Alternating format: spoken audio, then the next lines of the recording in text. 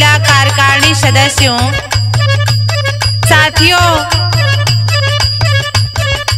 हम कर्मचारी पुरानी पेंशन बीन है। सरकार हमें ओपीएस की जगह एनपीएस लागू कर दी है, जो हमें मंजूर नहीं है, जिसके उपलक्ष्य में हम सभी कर्मचारी एकजुट होकर 1 अक्टूबर 2023 को दिल्ली में धरना प्रदर्शन किए थे, रामलीला मैदान में। सरकार की देखिए कैसी मंशा है, जिन्होंने अपने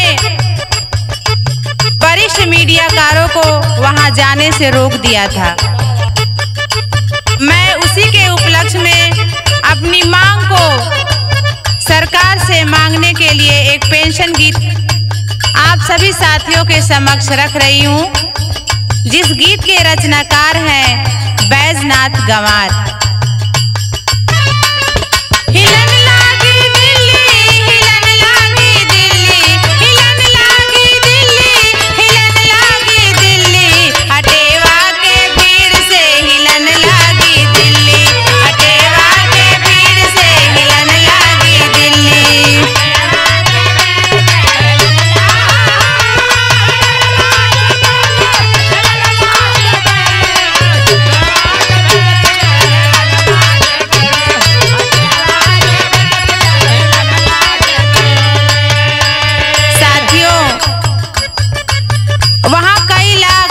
जनसंख्या इकट्ठा हुई थी, तो कहना है जहाँ देखा वहाँ मनाया मनाए।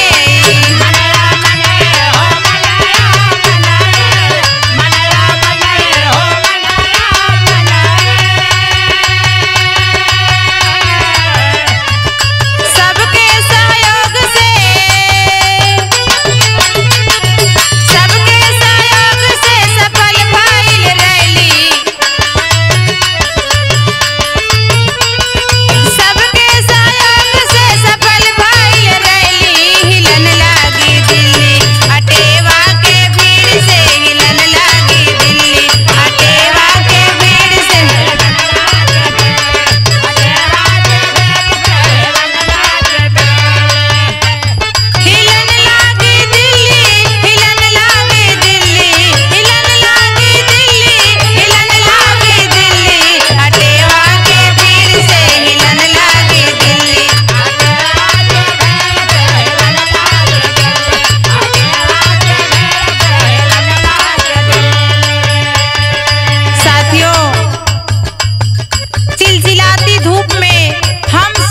कर्मचारी इस तरह तड़प रहे थे जैसे मानो जल बिन मछली तड़पती है।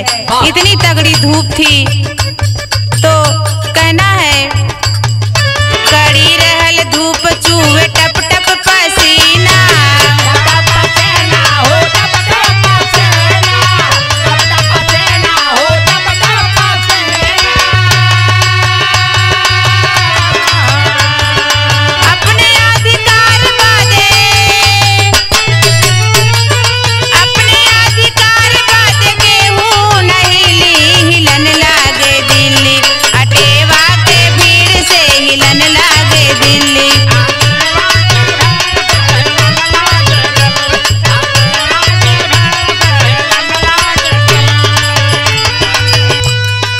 समय से पहले मीटिंग बारो काइल,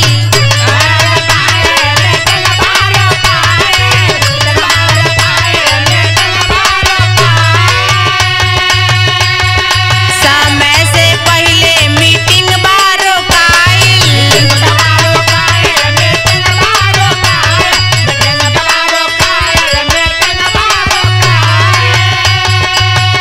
साथियों, समय था 8 से शाम 5 बजे तक, लेकिन सरकार ने हमारी मीटिंग को 1:30 बजे ही खत्म करने का आदेश दे दी।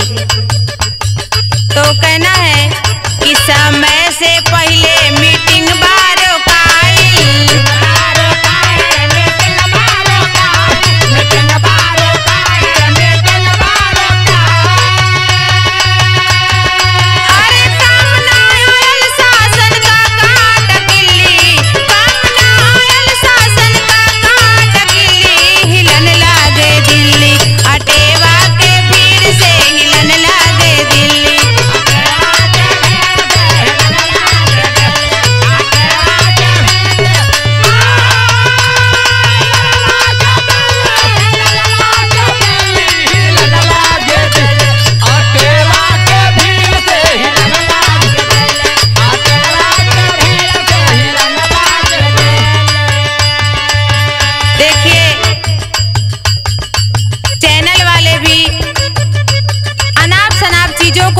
बार रिपीट करते हैं और समाज में लाते हैं, लेकिन जो जरूरी चीजें हैं उनसे वो कतराते हैं। कहना है चाटुकार चैनल खबर ना देखौले,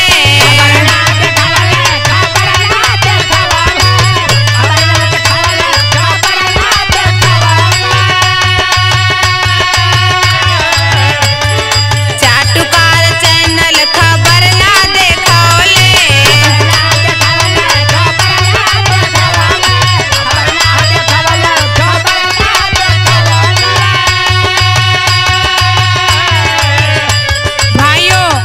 ये जो मीडिया है ये सरकार की गोद में आ गई है। जैसे बच्चा माँ के गोद में आ जाता है तो भागने की भी कोशिश करता है तो माँ उसको दबोच लेती है।